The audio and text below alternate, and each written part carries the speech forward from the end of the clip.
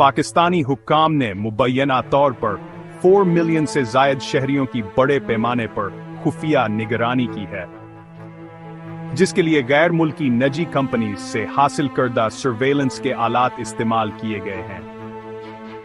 Amnesty international की report shadows of control, Pakistan में censorship और मास सर्वेलेंस में कहा गया है कि पाकिस्तानी हुक्काम मुसलसल गैर कानूनी तौर पर आम शहरियों, जर्नलिस्ट और नुमायां पॉलिटिशियंस की खुफिया निगरानी करते रहे हैं। आलमी ऑर्गेनाइजेशन के मुताबिक पाकिस्तानी हुक्काम मुबैना तौर पर lawful intercept management system (IMS) के जरिए टेलीकम्युनिकेशन प्रोवाइडर से जुड़े हुए लाखों यूजर्स की डिजिटल एक्टिविटीज की निगरानी करते हैं।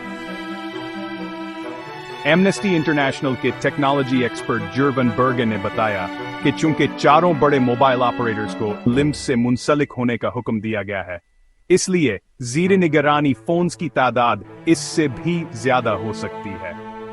रिपोर्ट में पाकिस्तान टेलीकम्युनिकेशन अथॉरिटी (TA) का हवाला देते हुए कहा गया कि टेलीकम्युनिकेशन प्रोवाइडर्स पर लाजिम है कि अपने यूजर्स के कम अज कम 2% हिस्से की निगरानी यकीनी बनाएं। मजीद कहा गया कि हुक्काम WMS 2.0 फायरवॉल भी इस्तेमाल करते हैं, जो इंटरनेट ट्रैफिक की जांच करता है और एक वक्त में 2 मिलियन एक्टिव सेशंस को ब्लॉक कर सकता है।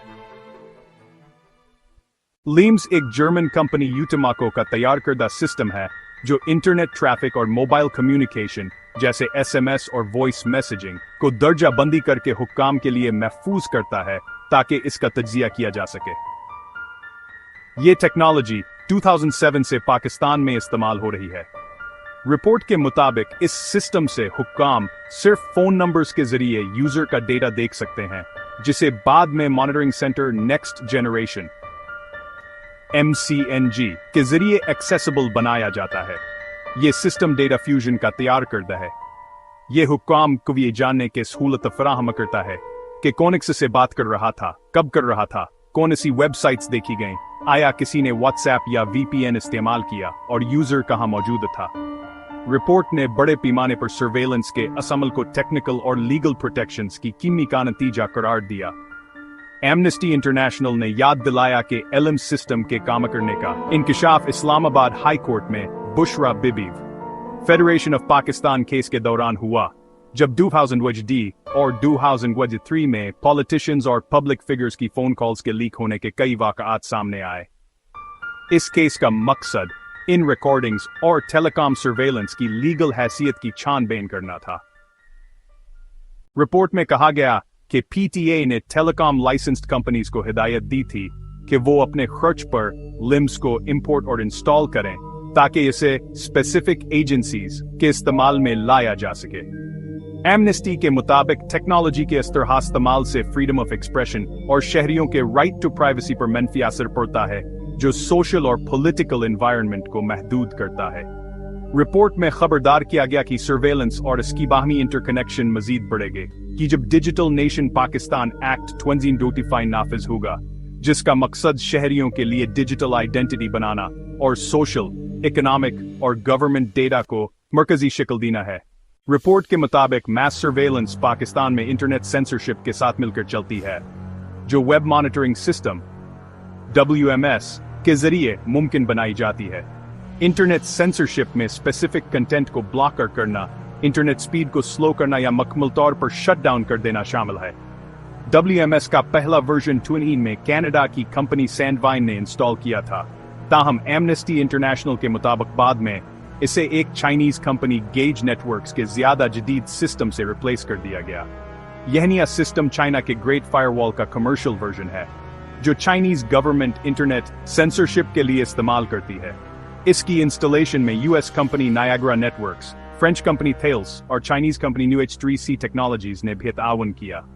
रिपोर्ट में मजीद कहा गया कि 2006 में prevention of electronic crimes act (PECA) के नफाज के बाद से PTA ने 1.4 मिलियन URLs ब्लॉक किए हैं।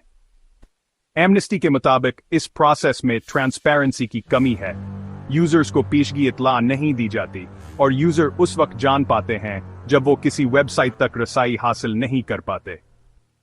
एमनेस्टी के मुताबिक पाकिस्तान में मोबाइल और इंटरनेट सर्विसेज को लॉ एनफोर्समेंट और लॉ एंड ऑर्डर के नाम पर बार बंद किया गया।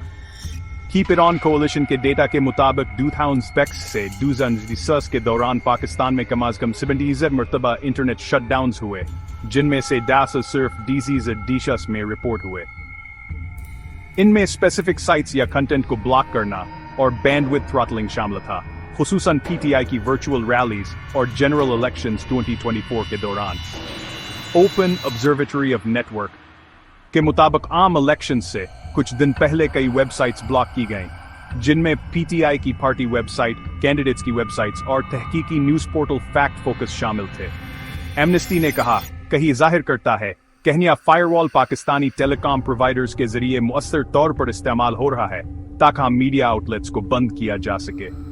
बलोचिस्तान और खैबर पख्तूनख्वा में हालिया इंटरनेट बंदिशों का हवाला देते हुए रिपोर्ट ने कहा, कई हकदामा तक कसर प्रोटेस्ट्स और पॉलिटिकल रैलीज को रोकने के लिए किए जाते हैं। एमनेस्टी के मुताबिक रिपोर्ट में जिन 4 companies gauge networks, Niagara networks, data fusion और यूटिमको का नाम लिया गया है, उन्होंने मुबीना तौर पर पाकिस्तान मैस सर्वेलेंस को मुमकिन बनाया और ह्यूमन राइट्स की खिलाफ वर्जी में किरदार अदा किया। एमनेस्टी इंटरनेशनल ने कहा कि पाकिस्तानी हुक्काम की मैस सर्वेलेंस और इलीगल सेंसरशिप बुनियादी ह्यूमन राइट्स की मुनज़्ज़म खिलाफ वर्जी है। ऑर्गेनाइजेशन ने जोर दिया कि मजीद नुकसान को रोकने लिए इमीडिएट एक्शंस किए जाएं, क्योंकि अनकंट्रोल्ड डिजिटल रिप्रेशन डेमोक्रेसी के लिए स्पेस को महदूद कर देगा। मेरे YouTube channel Niazi tech master की तारीफ। ये चैनल टेक्नोलॉजी, सिक्योरिटी और इंफॉर्मेशन के जदीद मौज़ूआत पर आला मायार की वीडियोस फराहम करता है। अगर आपको ऑथेंटिक मालूमात और नए टेक आइडियाज में दिलचस्पी है तो नियाजी टेक मास्टर आपके लिए बेहतरीन इंतखाब है।